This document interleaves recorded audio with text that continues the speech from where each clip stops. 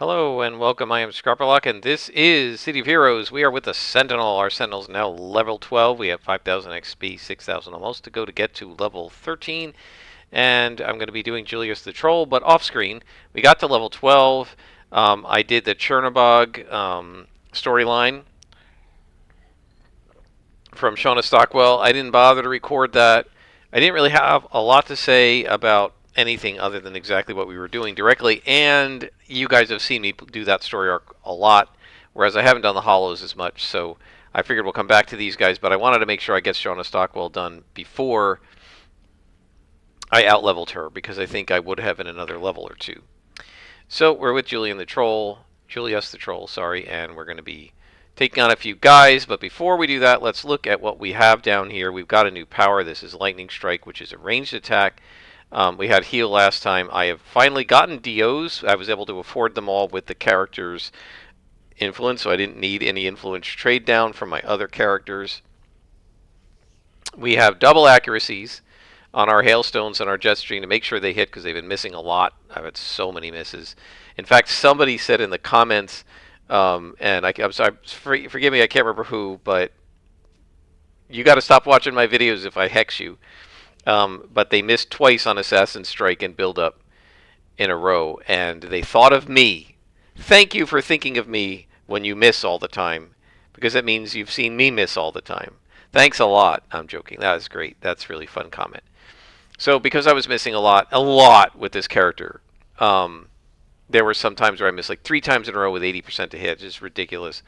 I don't know if I can fix that if it's going to keep rolling 95s, but we've got double accuracies on hailstones with a recharge because it was taking a long time to get my attacks in. I decided I definitely needed another attack. One of the problems with Storm Cell, it's great for boosting things, but it's kind of like build up. It does a boost, but it doesn't add anything to your attack chain.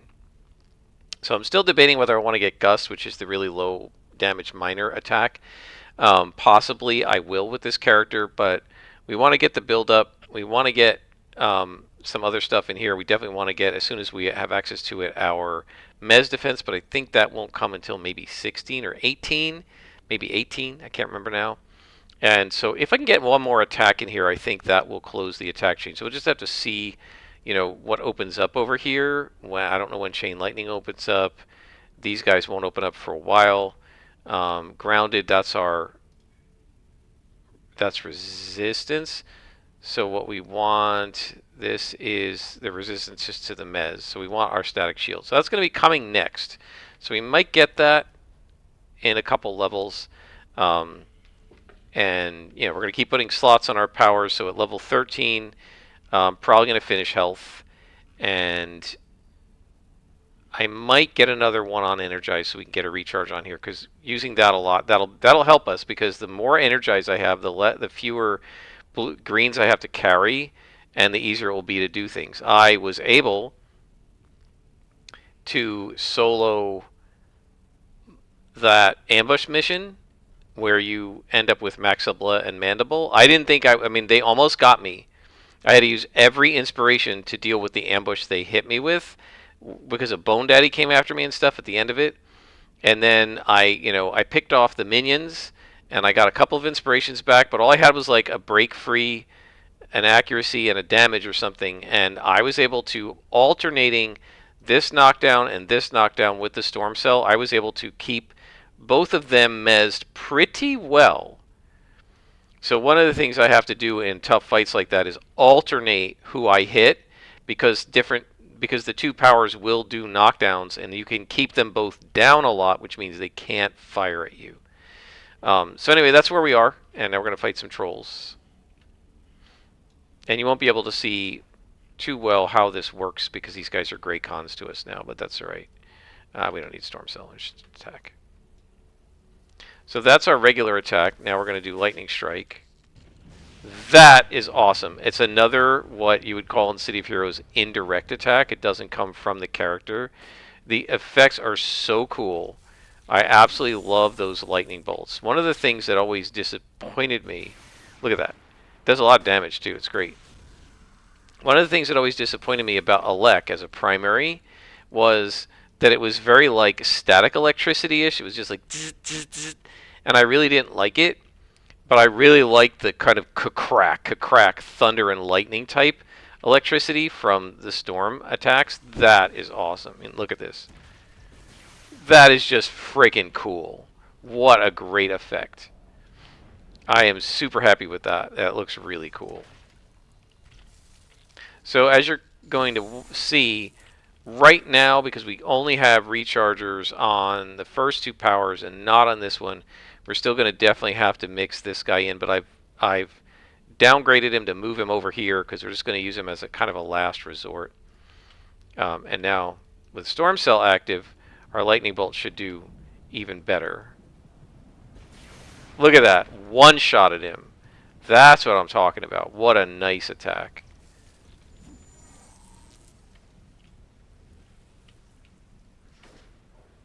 Oh, that was stupid. I should have blown him back into the storm cell. He went back into it himself. There we go.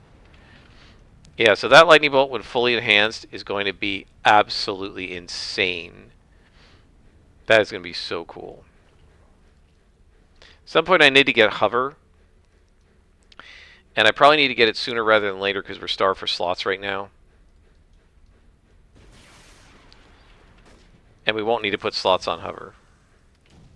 Although I was talking at one point about maybe, possibly, perhaps getting slots on flight. I don't know if I'm going to be able to do that because these guys are going to have the same problems as a scrapper or a stalker, which is that you cannot really sacrifice hardly any of the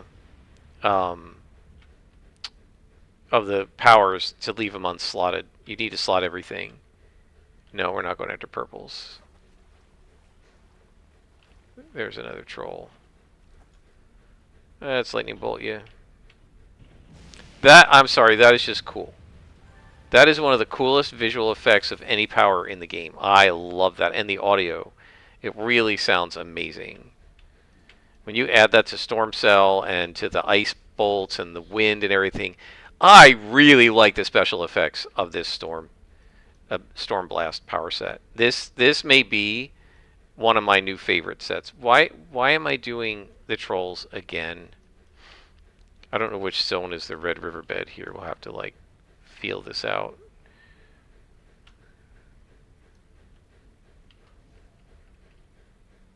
Like defeat 10 trolls and defeat 10 trolls? Like what is the point of that?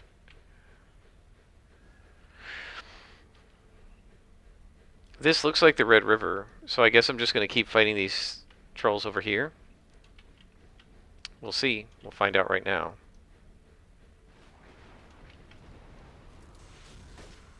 Yep, it counts. Yeah, I think this may be my new favorite set for visual effects. That's just really cool. That is just so cool.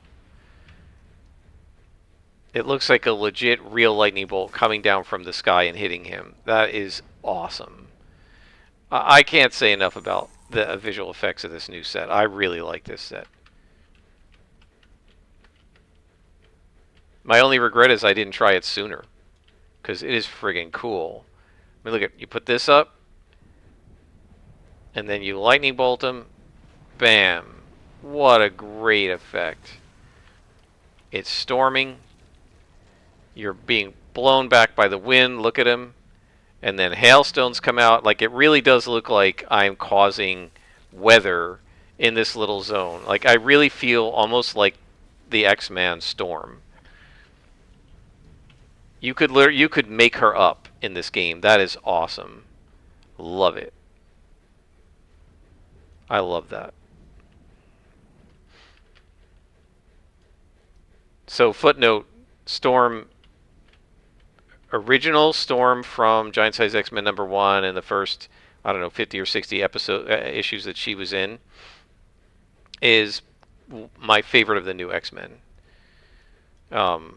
I absolutely loved her. She was so cool.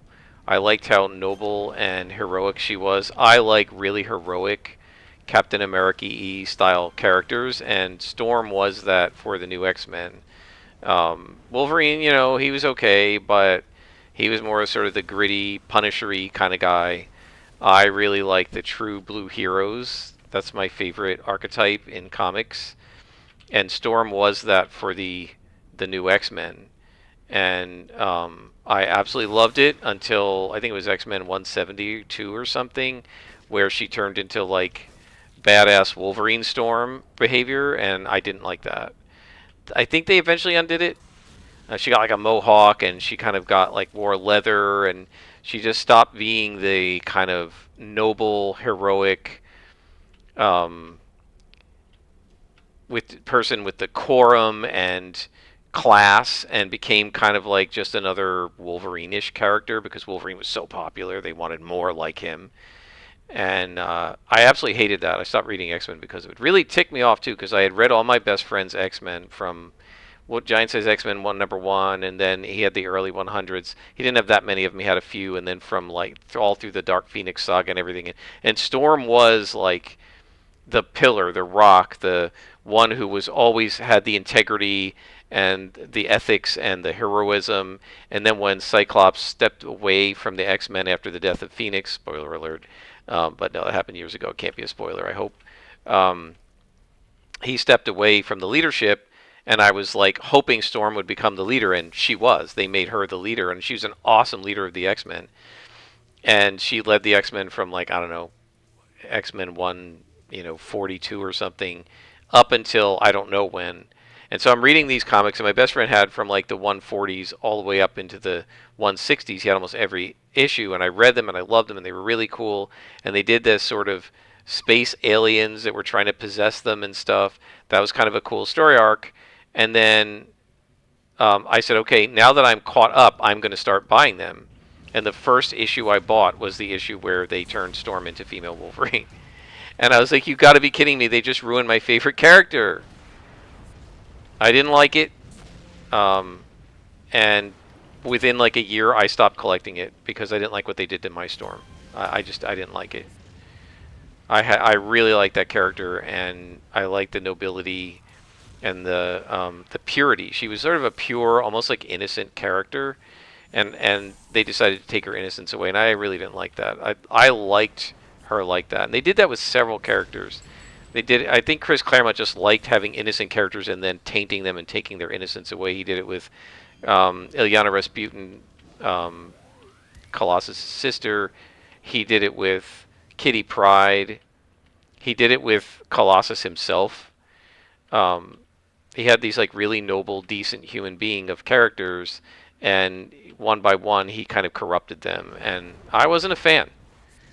I'm not saying they can't ever do anything wrong, but I just wasn't a fan of him taking each and every one of the paragons in the X-Men and just turning them into like what in Champions we would call hero villains, right? In Champions, a hero villain is a character that's kind of heroic but also kind of villainous. They're not really a true blue hero. And I did not permit hero villains when I was a GM long term in my game. My attitude was I don't want to run for that. Like I'm not a fan of that. I like heroes. We have enough hero villains in real life. I would like some heroes in my fiction, and I prefer it when the heroes are actually heroic. Which is why when I write stories and stuff, I usually make real heroes. It's one of the reasons I love the original Star Wars, because Luke Skywalker and even Han Solo are real heroes. Um, Along with Chewbacca, of course, and R2-D2 and 3PO, and they're good guys. The good guys are actual good guys. I like it when the good guys are actual good guys.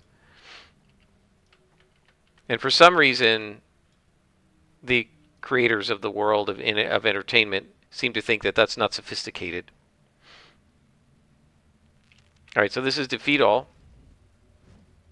And these guys are going to be a little rough because we have an orange lieutenant there. But we now have lightning bolt, and it's going to do some major damage.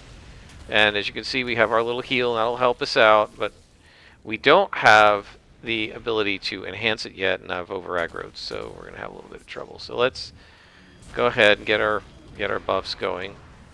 Yes, and the knockdown is going to kick my ass. Sorry, my butt. Trying not to do too much profanity here. See if we can blow them away.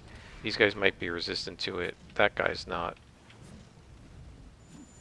Okay, we got the lieutenant. That's probably the worst.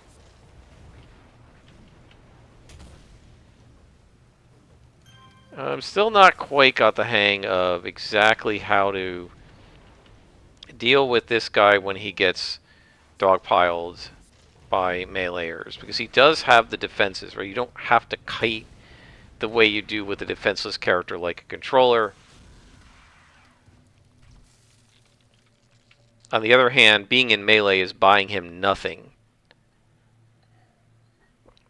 But running around just wastes time and gets me out. It's really hard to keep them in the storm cell if I do too much running around. Right? So I'm still trying to figure out the alchemy of exactly how to deal with this character. And I think, we'll have a much easier time of it when we get more enhancements on these powers and we get SOs and all of that. And one of the things you have to realize with City of Heroes when you're thinking about your character and how it's performing and whether you like it and all that is you really do kind of have to at least get to SOs and significantly into SOs, not just level 22, but or if you get them earlier than 22. You need to kind of get into the mid-20s to have a sense of how the character plays. And I remember when I first started COH and I was complaining about something, at level like 12 as a scrapper, and somebody in there said, like, levels 1 to 20 are basically a tutorial, or 1 to 25 are basically a tutorial, and I said, that's too much, right? But what he meant was, you can't really tell how a character is going to play or what the right strategy is going to be, tactic or whatever, with a character in City of Heroes too early on, because these powers are going to play so differently. This one just has 1 accuracy on it. It's going to recharge, it's going to do more damage, it's going to take less endurance. These guys are going to get more defense on them. This thing's going to start healing twice as much and twice as fast. Like, you really kind of can't tell how these powers are going to work until you've actually played it for a while. And if you remember, if you've seen my Quintessence Last, my Brute, if you remember, she got that, whatever it was, Shadow, what was it called? Shadow Siphon, whatever it is. It's that Soul Drain, right? Instead of the buff that we have here, where you click it, focus chi on a martial arts, and poof, and you're doing double damage, what happens is it's an AoE, you have to hit with it, and it sucks the life force from other people and sucks their energy and gives it to you and makes you more powerful. It actually is a really awesome ability, but until I got it enhanced, I didn't see it. And I was complaining about it. I said it was lackluster because without enhancements, it kind of was. And the danger you have then is that sometimes people don't enhance a power because at the unenhanced level it's just not good enough, so they think, oh, it's crappy, I'm not going to enhance it. What you have to realize in COH is it might be pretty good once you enhance it correctly. You've got to know which way to enhance it, and you've got to know what's going to make it work for you in your build, with your other powers and stuff that you have. And it can, even I, as a very experienced City of Heroes player, was having a hard time picturing how Soul Drain was going to work with my character, right? And the same thing here. It's hard to picture just exactly how this is all going to work without seeing it enhanced and seeing it in gameplay with all the enhancements and all the slots on it.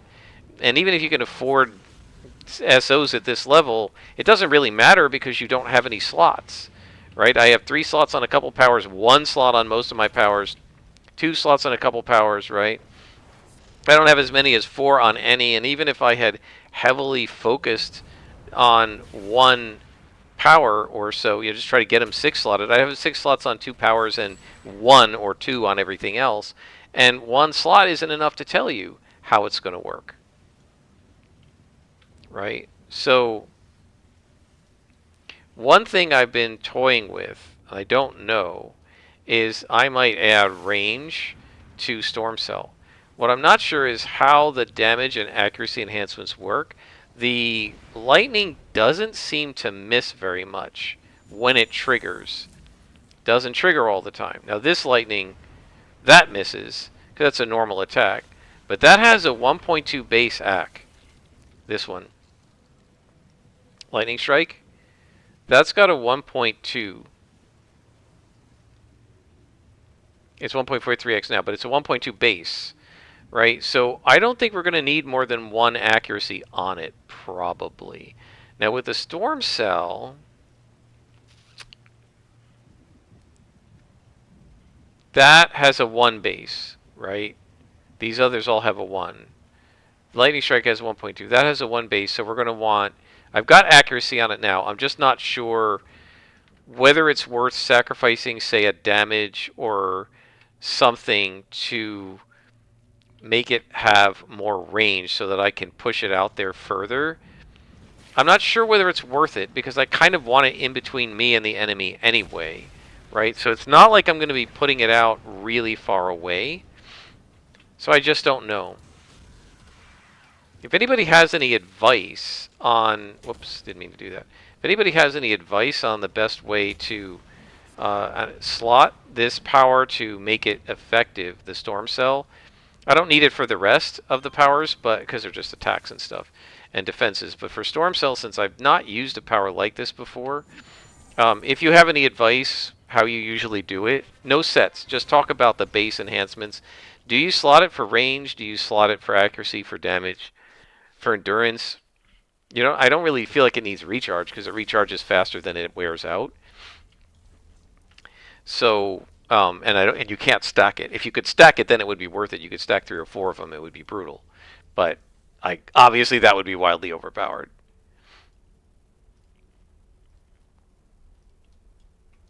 All right, so guys, that was all City of Heroes stuff. Now, as we go, one thing I would like to talk about is why GMs fail. So I saw this video by somebody I hadn't seen before. It's a pretty interesting channel, and he had reasons, 6 reasons, something like that, why GMs fail. Here's the thing. He wasn't really talking about why GMs fail. He was talking about why GMs quit GMing. Quitting GMing isn't the same thing as failing, right? You could quit GMing because you got tired, because like I know of a case of this guy whose game group was being run by a GM, and the GM and his wife had a baby, or they were going to have a baby and they had twins, I think it was. And so now they have twins. He said, I can't GM anymore, but I'll play. And then he kept bailing on the play sessions because he's got babies, right? And as my brother-in-law said, when you have a baby, it's basically a giant black hole that sucks your entire life into it, right? He wasn't saying it like out of any bitterness or whatever, but yeah, I mean, like, you can't do things like GM a game group. It doesn't mean you failed as a GM. You succeeded as a parent by putting your child first and prioritizing that kid so that they have a good life and their parent is present and paying attention to them and not... I'm sorry if you guys hear me. My nose is itchy. I'm scratching it a little bit. Yeah, that's not failing as a GM. So I think I want to talk about why GMs quit. I think he had a really good video on why game masters quit. What he didn't have was a good video explaining what we mean by a failed GM and why GMs fail, if there is such a thing. So let's talk about why GMs quit first. Because I agree with most of his reasons, and I just want to comment on it a little bit. We'll talk about why GMs fail, but then I want to talk about why GMs quit, why they stop GMing. But then I want to talk about why they fail. Like, what does it mean to say that a GM failed? What does it mean to say a player failed at being a player? And it can happen, but I think it's rare because these aren't games with winners and losers. So we'll talk about what that means in the context of a role-playing game, right? Versus, say, a war game. You failed at a war game. Does it mean you failed if you lose? I mean, I don't think so. I've played and lost war games before. I don't feel like a failure.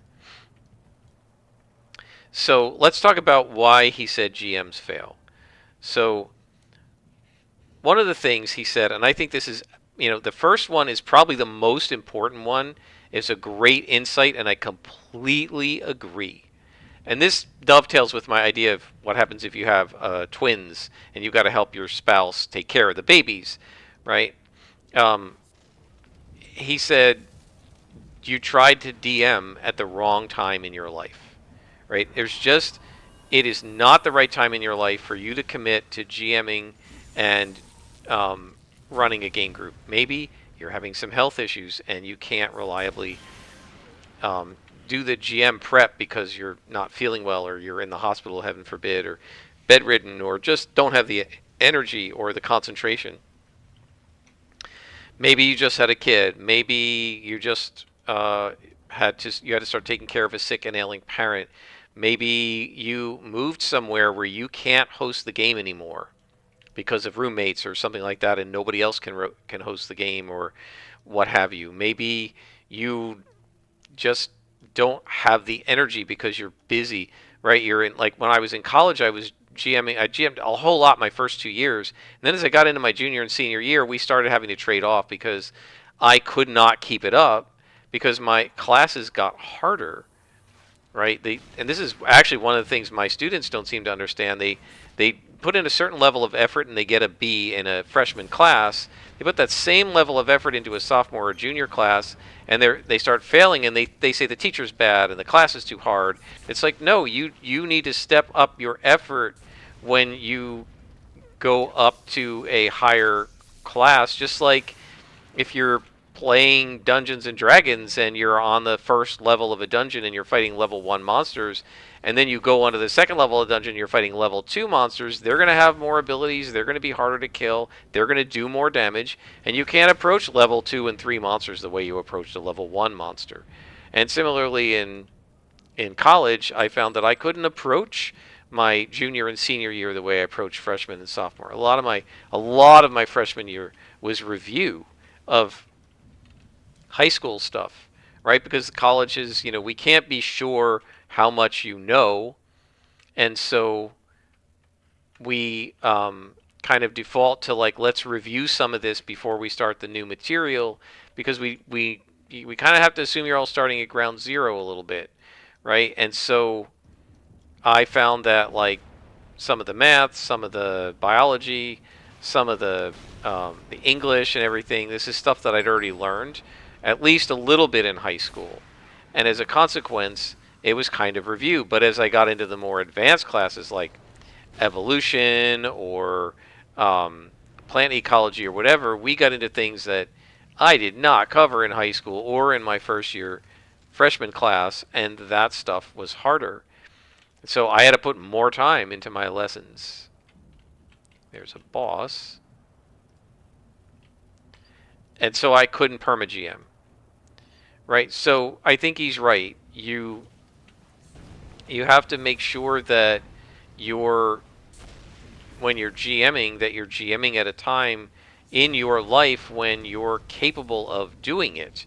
Right? If you're not, then you're going to either be a poor GM and you may fail at GMing, or you're going to end up quitting because you were trying to do the GMing at a time that just doesn't really work for you.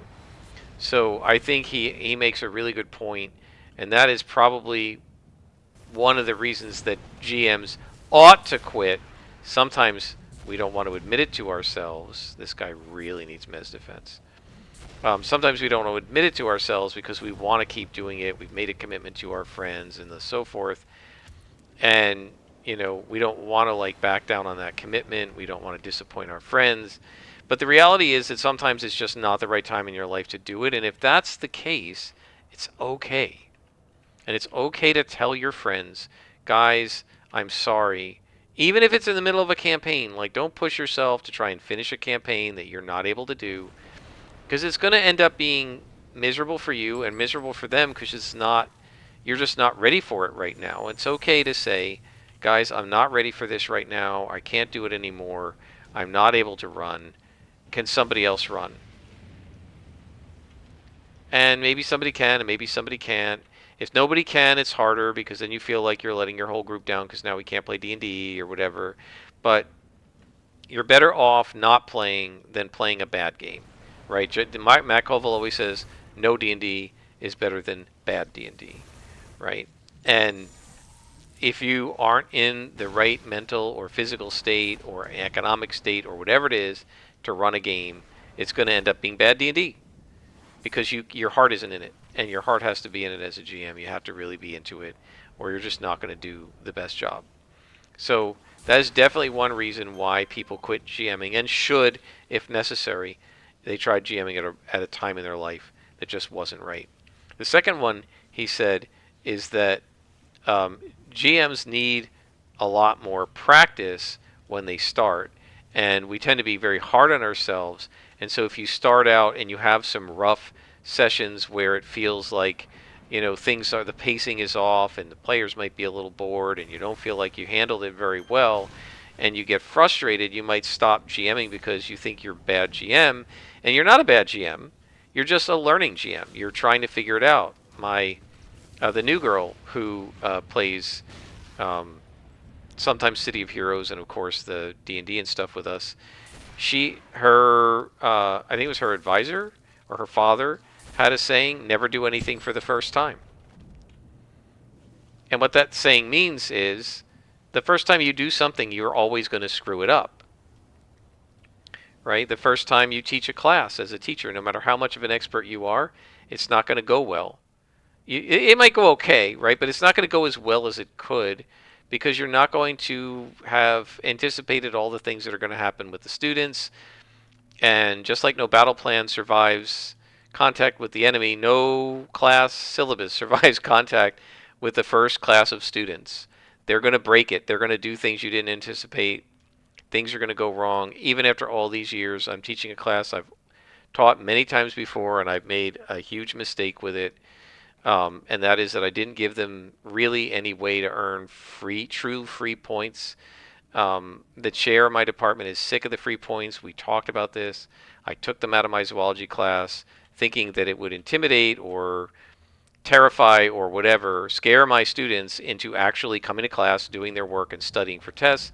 And instead, their attitude seems to be, if you're not going to give me free points, I'm not going to earn any points at all, and they're just failing. So I have 3/4 of my class is not passing right now, halfway through the semester, and I have no method to help them, right, get points. I can help them learn, right, but if they can't get A's and B's on the tests with the grades they have now, a lot of them are just going to flunk the course.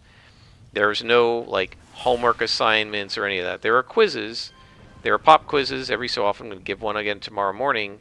And I do that at the beginning of the period. And again, I thought, okay, well, unannounced quizzes at the beginning of the period will make me have good attendance. And instead, they just don't come to class and get zeros.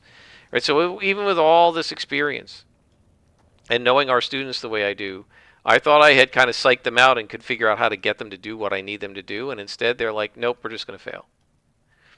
And a part of me wants to let them fail, but another part of me knows that if I let 3/4 of my class not pass this course, the dean is going to have a fit, and I'm going to be in his office trying to defend myself.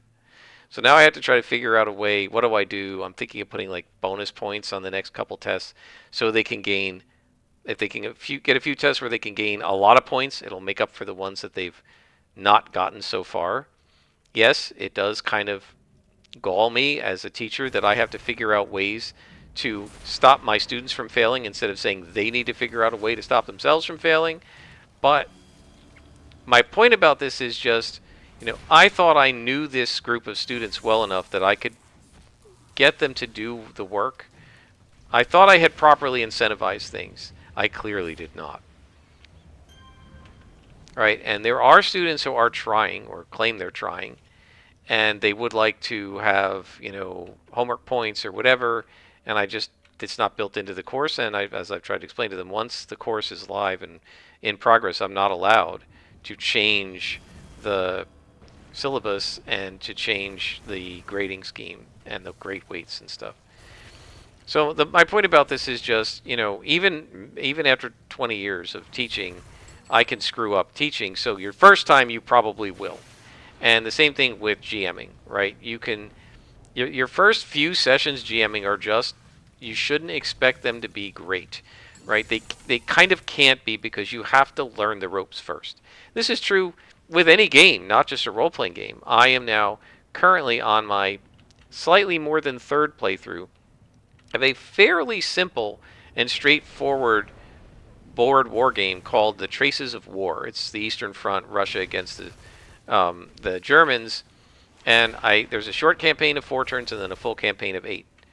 I played the short campaign once. I played the full campaign once. The Germans won both times. And then I said, well, I got to see if I can figure out how the Russians can win, because is it really the case that it's an unwinnable scenario? Both of them are unwinnable for the Russians. It seems like it's pretty hard.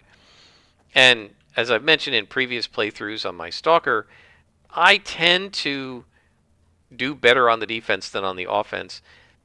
Objectively, defending is easier than attacking, because you just have to hold the line, and the other guy has to like come into the teeth of your attacks and of your shots and bullets and stuff in order to find a way in.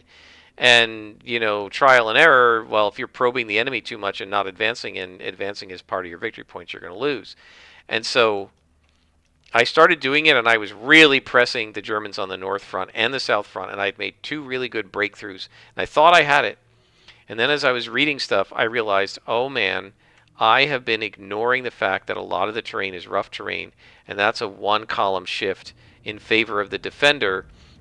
And so all these German units that have been pushed back and reduced, and some of them destroyed, I'm not sure that would have happened if I had been properly using the terrain rules.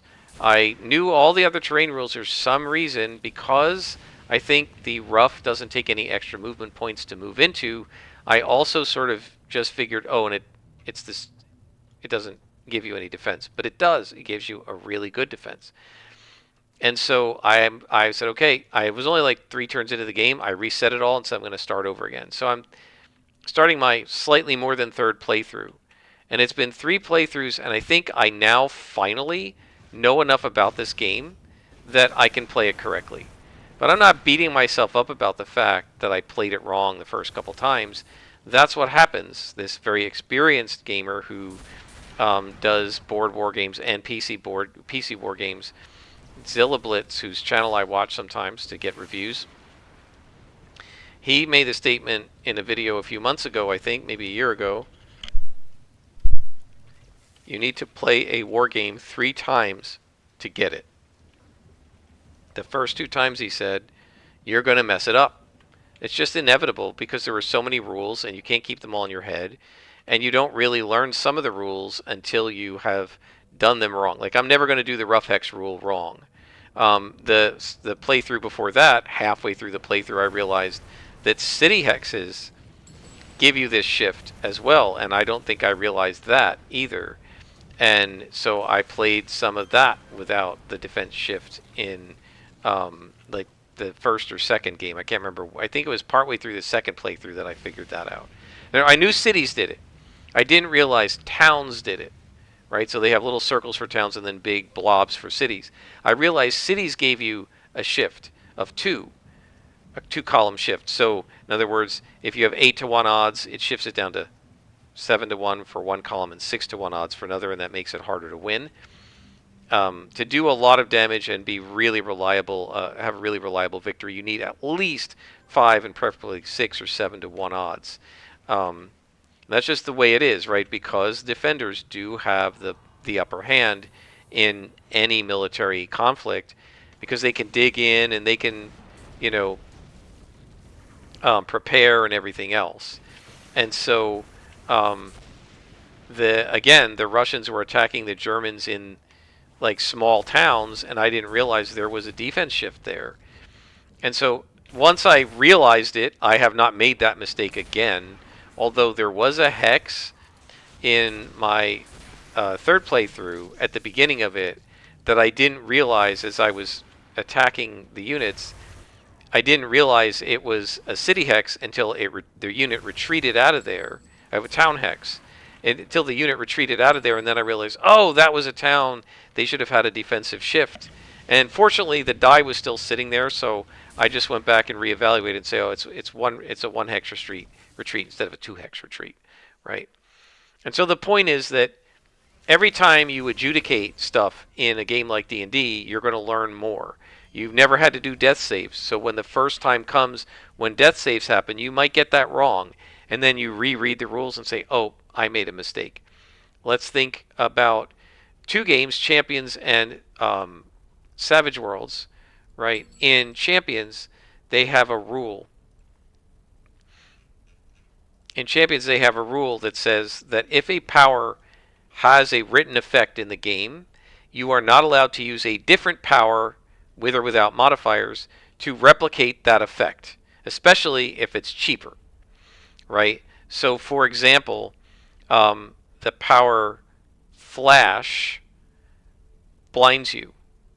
You're not allowed to use, let's say, light illusions, which create illusions, to flash somebody and blind them, because that power is already in Flash. You're not allowed to use mind control and say, I'm going to mind control him into being blind, thinking he's blind. As a GM, I'd say, no, no, blinding someone is the Flash power. You can't use mind control to replicate Flash. If you want to flash somebody, you need the Flash power.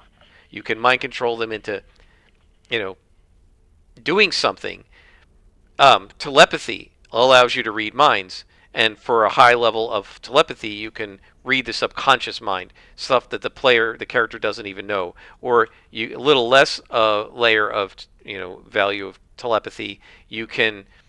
Um, you can read thoughts that they want to hide from you, right? And so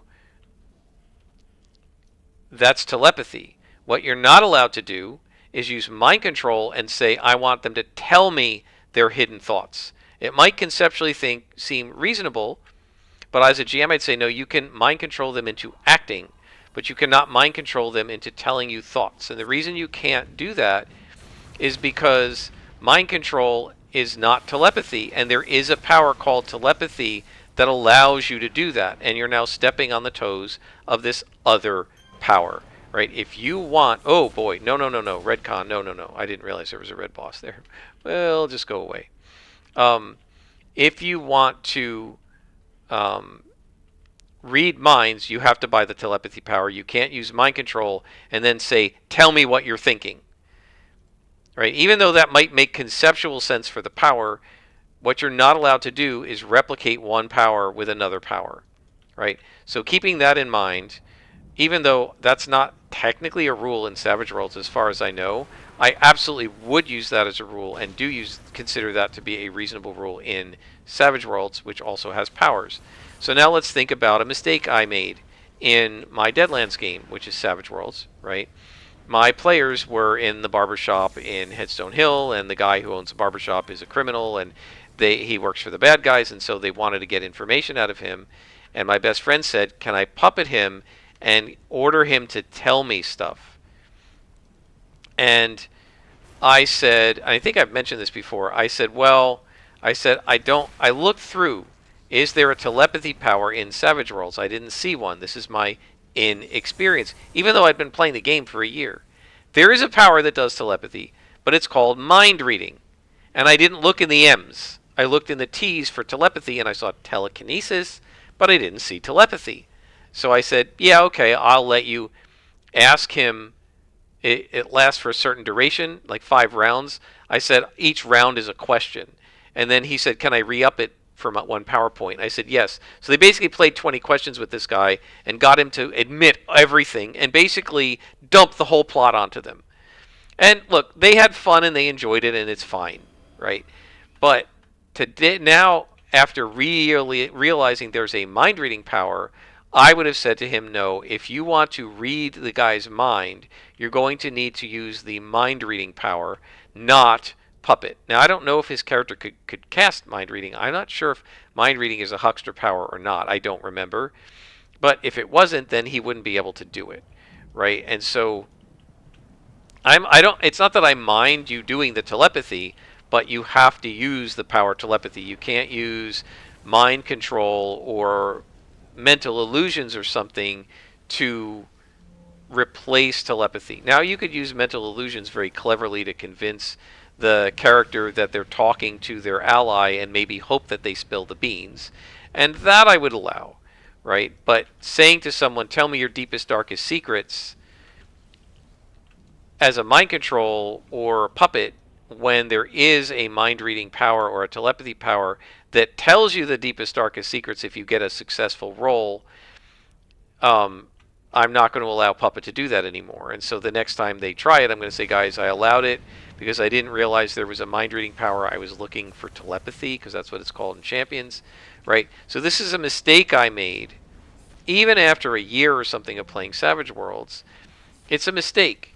We all make mistakes, and I won't do it again now that I know there's a mind reading power. Anytime they ask to do it, I'll say no, and that I think would be the correct ruling. But the first time you do it, you're not going to know all of that. You have to kind of learn as you go. And so you have to be patient with yourself as a GM. And he also said players need to be patient with the GM as well. When you know you have a GM who's doing this for the first time, you shouldn't get impatient when they make a mistaken ruling. If they say, look, I think we should change this, I think I messed this up, don't say to them, well, look, we used it in gameplay now, you can't change it. No, I mean, let the new GM ease into it. Give them 5 or 6 sessions, and they'll get better, right? Don't expect yourself to be a brilliant GM the first time. And even if you've GM'd other games, right? If my friends say, oh, let's play Call of Cthulhu, I am going to screw that game up royally the first 5 or 6 sessions because I've never run it before and I've never played it before other than doing a little bit of their solo games. So I am going to screw it up the first time. Even playing Savage Worlds, if I run ETU, even though I've watched an entire series of it, I'm going to screw it up at first. I'm going to make mistakes. I didn't think of this. I didn't do that. This part wasn't very fun. This was a huge waste of time. You figure that out as you go, and you hone your craft as a GM. So just realize that you're not going to be a perfect game master the first time out, and don't expect yourself to be, and don't be too hard on yourself. And if you have a new GM, guys, don't be too hard on your new GM. Be patient. Be kind. And also, don't try to do like the shenanigans and the power gaming and the min-maxing with a brand new GM. They don't know how to handle. They're essentially defenseless. They don't know that this is going to be abusive or break their game. And so don't do things that break the game. And don't say, I didn't know it would break the game. Come on. If you've been playing long enough to know how to do it, you've been playing long enough to know it breaks the game. That is very rarely done innocently, in my opinion. So don't break games, especially when you have a newbie GM who's not really in a position to know what you're doing. It shouldn't be allowed, right? So that's the second point he made. The third point he made was sometimes you just have the wrong group of players, right? Your game style does not fit with the type of style they wanted. So for example, and I may have this situation, right? If my players get team wiped and they decide they want to stop Deadlands and we're going to do something else, right? Or after we finish this campaign and more street hunts. If they say, we want you to keep GMing, right? Or let's play another game. And I say, okay, we're going to stop Deadlands. We're going to do something else. Literally everything that's on offer from me is a low-powered, non-superheroic type game, right? Is what in Champions would be called either heroic or even competent normals. And so it may be that not only my best friend, but none of my players want to play a low-powered, we're all mortals kind of game, right? And that then would mean that it's a bad fit between me and my players, right? That I might have quit the game quit GMing because I can't find players that want to play a low-powered game where they're more sort of mortal and normal and they're not super-powered, right? And so, yeah, I think that's a possibility. Maybe after all these years, my game group isn't a good fit for me, or some of them aren't. I feel like most of the other players have expressed some flexibility with power levels and stuff that my best friend has not. So it may be that one person in the group isn't a good fit and the others are. But it's also possible that the whole group could be a poor fit. And so if they're not interested in your style of game or in the game you want to play, they want to play Pathfinder and you want to play D&D, or they want to play D&D and you want to play Savage Worlds, or they want to play Savage Worlds and you want to play Champions, or they want to do superheroes and you want to do sci-fi, you could end up with just a mismatch between what most of your players want to experience and what you as a GM want to provide as that experience. So if that's the case, yes, you might need to quit. You might need to say to one of you guys, GM, then, because I'm not interested in running this kind of game. I would say that, right? If you guys have to have a high powered game, you're going to need a different GM. I'm not going to offer it, but my ultra fallback position, right? My main offer is really Call of Cthulhu, but I don't know if they're going to want to do that. My secondary offer would be ETU or generic horror Savage Worlds. My preference would be ETU, but I'll do generic horror. I've actually got some pretty cool ideas for that, so that'll be fine. What I mean, they don't know this, but what they'll be doing is they'll be playing Call of Cthulhu Adventures with Savage Worlds rules. Right? One of the things I want to do is I love the Shadow over Innsmouth, and I actually was writing a novel I've not finished. I got really stuck in it, mostly just because I was just busy, and I just with work and everything, I just could not keep up the momentum. So I'm on hold on that till summer. But I want to be careful because you don't necessarily want to turn a novel into an adventure. So I'm not going to try to do that. But one of the things that's going on in this novel that I was writing is that I started off just having it be near Innsmouth, in a part of Lovecraft Country, and then I kind of decided that I'm writing a sequel to The Shadow over Innsmouth, and that I think the characters are going to end up returning to the town of Innsmouth and finding out that the Deep Ones are coming back, and there might even be a Shogoth there. Well, I think there's something like that in Call of Cthulhu. I think there's an adventure called Return to Innsmouth, and so yeah, we definitely need Mez defense on this guy. And so my thought is that I might. Why am I not running around too much? Because there are so many other guys here. I don't want to over aggro. Um, I might buy Shadow over Return to Innsmouth. I might buy Beyond the Mountains of Madness. I don't really know. I have Horror on the Orient Express. Don't think that's probably going to work. I have the Masters Near Latitep. I kind of don't want to do that in a non-Call of Cthulhu game because then I'm burning it. Although who knows when if I'll ever play that any other way. But Shadow Return to Innsmouth is a shorter adventure, and so what I might do is, again, as I mentioned in the last episode, I'm not going to run it as written, but I might use it as some ideas. I feel like I read somewhere that there is a Shogoth in a warehouse or something there, and I wondered why that was like that. But he actually said in the story, oh, we leveled up. That's awesome. Now we don't have to worry about over aggroing quite so much. Oh, but we've already got our 10. It says it in the story, so that's where they got it from. And so, yeah, I think I could see how they have it set up, and then maybe run something like that with my group.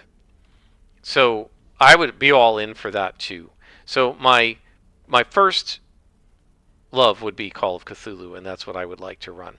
My second one would be Horror Companion, ETU, something like that. Lovecraftian or something like that. I'm a big fan of that stuff. So that would be my next fallback. All with normal, non-powered characters that have no arcane backgrounds. I'm going to tell them right away. No arcane backgrounds. Horror Companion has. You can be a werewolf. You can be a half angel. You can be a demon, half demon. You can be a demon summoner, witch, zombie. No. No. If somebody wants to run a game like that, go for it. But no. That's not what I want. That's not Lovecraftian horror. You're too powerful. You're not going to be afraid of the Shogoth if you can be a vampire and you can't die unless the Shogoth stabs you through the heart with a stake. Right? So, not happening. Finish health. Let's finish energize. All right. So, and I normally wouldn't do this at 13, but I'm not. I was going to buy a recharge, but let's not. What do we have here? Wait a minute. Before I sell too much. This is all science, and that's range I don't need. So yeah, we can sell it all. All right. Yeah, I normally don't buy this. I do this sort of thing, but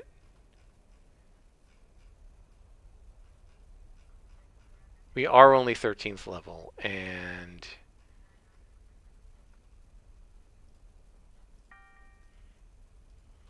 we could use that so that we now will be able to heal every minute. I think that's totally worth it. If I was 15th level or something, I wouldn't do it, but at 13th level, we can. So we're going to do this mission. This will probably be the end of it, but I do want to continue with what we're saying here, right? So my offer is Call of Cthulhu, or Savage Cthulhu, right? Pretty much, or ATU. Very similar games, no arcane backgrounds. You can do ritual spells. I'm going to allow that, and I will probably do something very extensive for that because there is a really cool ritual system in ETU, and I'll probably expand that and use their ideas. I don't mind them doing rituals to like set up a summoning circle and summon a demon that way, but I don't want somebody who's just flipping demons out into the battlefield in combat. Like, no. And there's going to be a huge risk if you summon something like that, right? Especially if you summon a Lovecraftian thing. Oh man, there's going to be a risk. You want to summon Yog-Sothoth? I don't think so. So there's all of that, and then, okay, if you want to do fantasy, they might like that better. Shadow Dark. Well, Shadow Dark is also a low power, low magic, characters are weak and die easily kind of game. I just realized because Kelsey said it in her how to create Shadow Dark characters video that I was watching I was watching a little bit of her stuff. I watched it before, but it's been like 3 years, so I was watching it again.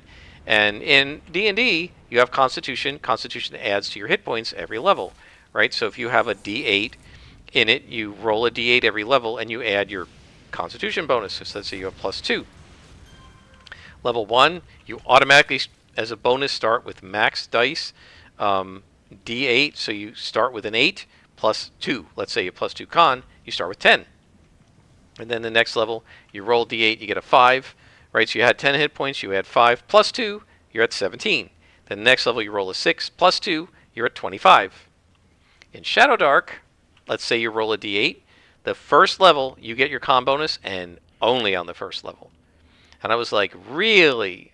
But that's what she said. You don't get your con bonus. Otherwise, you just roll the dice. So first level, D8 is a roll D8, not max, +2. So you're going to average about a 6. And then each further level, you're only going to get 4. So whereas your D&D character, on average, would have 6, 12, and 8, 20 hit points at level 3. Your Shadow Dark character will have maybe 13 or 14. And the differences will expand from there. And so it is a pretty low-powered, low-magic, characters die easily kind of game.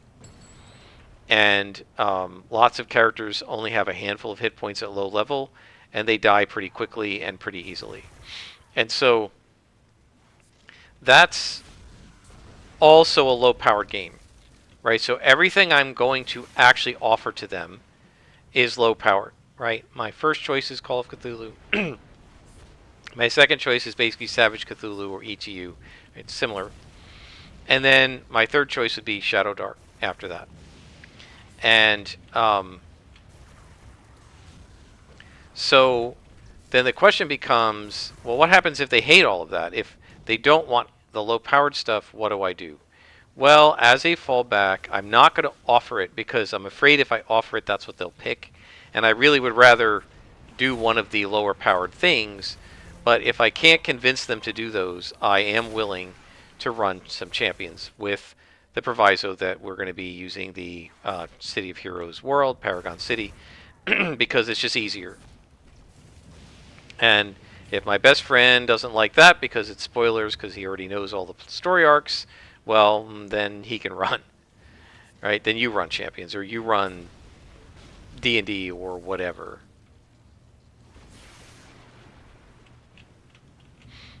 So we'll see what happens, but I do feel like that could be an issue, right? If I don't offer champions and if nobody else can run, and I'm only willing to do low powered, and they're not going to have fun doing low powered, then this might be the wrong group for me to continue GMing for. Even though I've GM'd for them for 6 years, right? The reason it's worked for 6 years is that I've been okay with them doing overpowered superhero-y stuff, right? I allowed it because it's how both of D&D and Deadlands are supposed to be played, right? But um, but I'm tired of it now, and I would like something more low-powered, and that may mean that we're not a fit. So that's the third category that he had. The fourth category is maybe you ran the wrong role-playing game. And he said, I guarantee you there is a right role-playing game for you, but this one, whatever one you're running, might not be it. I think that was absolutely true for me and 5th edition. I feel like Savage Worlds is a much better fit for me, I think, because it is kind of a conceptual descendant of Champions, right? Their powers and the way they work and the modifiers are like a super simplified version of that, and they work. It works quite well. And I love the way Bennies work. They're really awesome. I really enjoy Deadlands. I know it's high powered, but I haven't minded it, right? It's a gonzo game, and I knew that. I just feel like 5th edition forced, and my best friend's desires and some of my players' desires kind of forced my Rome game to become gonzo when I didn't want it to be. Then we chose Deadlands, which already is a gonzo game, and I'm done with gonzo. I'm not doing that again. So no arcane backgrounds if I run Savage Worlds. And low power if I'm running Shadow Dark, right? So we'll see. I might even, there is a Wish power in Shadow Dark, I might ban it. I hate Wish. I hate it so much. Like, I don't mind it. I think I might do the same thing I did in Rome and say I may allow it as an item, like you get Aladdin's lamp and you get 3 wishes, but I am not allowing the casting of the wish spell from wizards at will.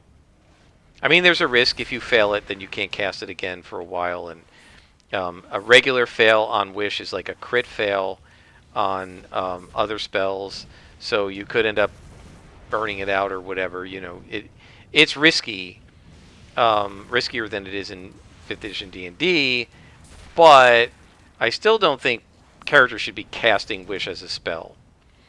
That they should be. I don't think they should be able to do it like that. So I probably would ban that. But yeah, I don't want gonzo. I want more of a down-to-earth, mortal, mundane feel to the characters, because I think that makes the wins more special, and it also makes the challenge easier for me to achieve. They're gonna, like, even a guy with a pistol will be able to frighten an ETU character. A guy with a pistol is nothing to a Deadlands character, and a guy with a sword is nothing to a D&D character, right? And I want them to be concerned about weapons and stuff. So it's possible you're running a game that's not the right game, not the right fit for you. If so, then you're not going to enjoy it as much, and it might cause you to quit. Made me want to stop running D&D. The 5th thing is, he said, this is something that didn't cause people to quit years ago. And this guy's fairly young, so he probably didn't experience it himself. But he said, years ago, the only person that you saw D&D was the other guy in your group. Right? The only person you saw GM was the other guy in your group. And so you could really only compare yourself to him or her. But nowadays, you can watch these actual plays on YouTube and compare yourself. And what people do is they compare themselves to Matt Mercer or Jordan Caves Callaman or Brennan Lee Mulligan or one of these other guys, Chris Perkins. And like, these guys have been doing this for decades. And if you're a new GM, you cannot expect to be able to run a game the way Matt Mercer or Jordan Caves Callaman does. It's not possible. First of all, their style and your style will not be the same. For example, Jordan Caves Callaman as a GM is a very different style GM from Matt Mercer. They both have abilities, they both have talents, they're both quite good, but they are very different stylistically. I happen to like Callerman's way of running better than Mercer's. Other people might like Mercer's better. Mercer's fits better with his group, and Kellerman's fits better with his group, and that's probably why they run it in the way they do, because they're playing into what their players like, right? And they're playing into what the audience likes. Jordan Caves Kellerman was on a small independent channel that was always asking for donations, and so he set up like reward tiers so that if people donated, special cool stuff would happen in the game and affect the game in small and sometimes fairly large ways. Mercer generally didn't do that because they were making the money in other ways and they weren't having people live update them and post into the chat and donate for bonus rolls and stuff like that. So they're very different ways of running the game. Some of it was GM style, some of it was the necessities of their channel. You can't compare yourself to these guys who were doing like a commercial activity, who have been doing it for 20 years or 10 years or what have you, and are going to just have a different. It's like even if I've been running it for 20 years, like I've been running Champions for a long time.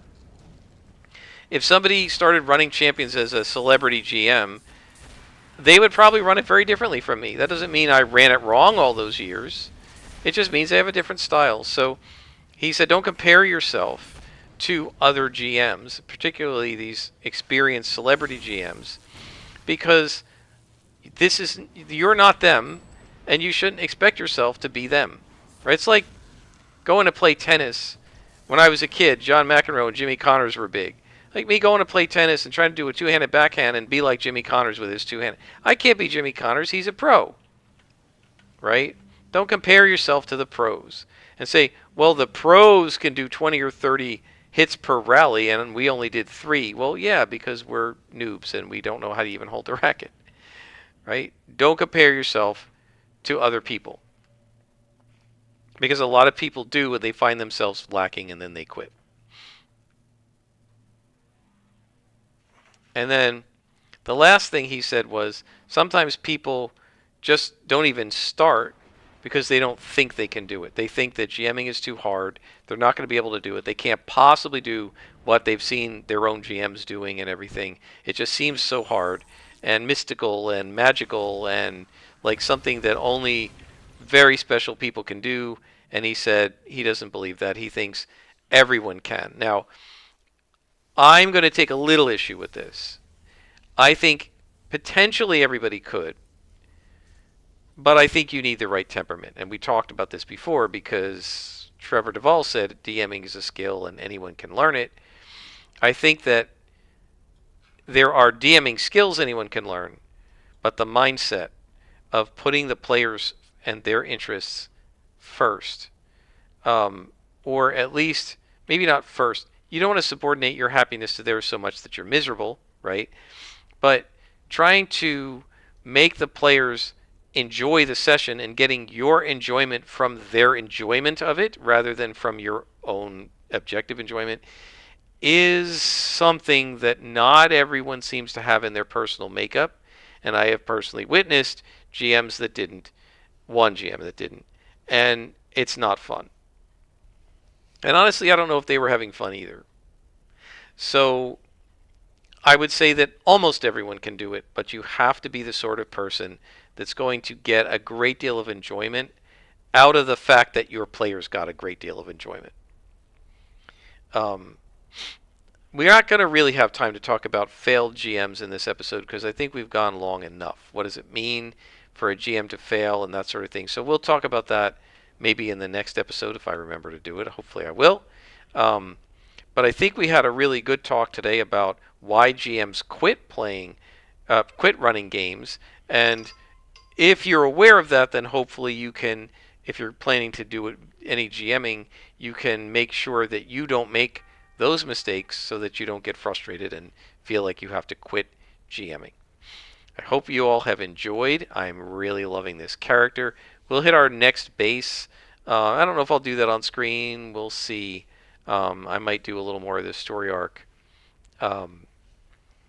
off screen. I'll look up how many more parts there are to it. I'd like to finish it with you guys, but if there's a couple more of these in between missions, I might do those and then bring you back for the final mission. And then I think there's one more contact maybe in this zone. We're already level 13. We're doing really well. Sooner or later, we're going to have to get to our Steel Canyon and Skyway City zones. We've got the admissions officer. We've got the hollows. Is she gonna? Yeah, there's our Everett Daniels is our Skyway City contact. Linda Summers is in King Row, so we're gonna have to contact her so that we can get our next contact. We kind of missed our Kings Row because we were here in the hollows. Can't do everything on a character unless you turn off XP, which I don't have any reason to do. I hope you guys have enjoyed. Please feel free to leave comments. What are your thoughts about the idea of what makes people quit DMing? Have you ever had this experience? What was it like for you to GM, and did you get frustrated? Sometimes the players are comparing you to Matt Mercer. We've seen this. It's called the Mercer effect, right? When a GM is doing their own style, it's nothing like Mercer's. And I'm sure this happens with sometimes with Callerman and Mulligan and the others, Matt Colville. But somebody's a fan of Critical Role, they're watching D&D, they're going to come to their game session, and for whatever bizarre reason, they think what they see on TV, on YouTube from Matt Mercer, they're going to get from their GM, and they end up with a GM who's not as theatrical, he doesn't do the voices, but he has other gifts that maybe they're overlooking, and then they say, you're not doing it like Matt Mercer, you need to run the game more like Mercer. No GM is going to run the game like Mercer, except Mercer. Brennan Lee Mulligan, who's another celebrity DM and is running Critical Role. I've not seen 1 second of his running of Critical Role, but my guess would be, no, I'm certain he does not run it like Matt Mercer. I'm sure he runs it well. Maybe some people like it better. Some people probably like it worse. Some people like it the same. But he can't be Matt Mercer. He's running a different game. He's running his game. He's running it his way. And I don't think the players would be like, he's not running it like Matt. My guess is they're like, hey, this is a cool breath of fresh air. This is a different style of GMing, and we have something different to react to. When my best friend ran, he ran differently from me. When his other friend ran, he ran differently from my best friend. I enjoyed both, and I'm guessing the players enjoyed all three. We all had different strengths. We all ran a different way, and that's the way it's supposed to be. That's why rotating GMs can be a lot of fun, because different GMs run in different styles. So when you're GMing, don't try to be somebody else. Be you. Do the things you find fun. You will find your niche. You'll find your strengths, and you'll play to them. And those will make your game unique and really cool. And then you just need to make sure that you've got the right players and the right setting, the right rules, and all the rest of it. You're going to have to play around maybe. You might have to do a lot of trial and error. But if you stick to it, if you don't completely quit, you can find your niche.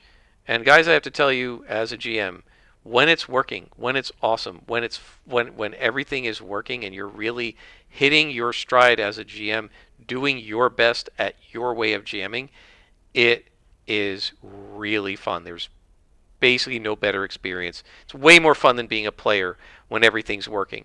Does it happen every session? No. It won't. No matter how good you are at GMing. I ran 30 champion scenarios, 3 to 4 sessions each, 120 sessions or so over about 2 years.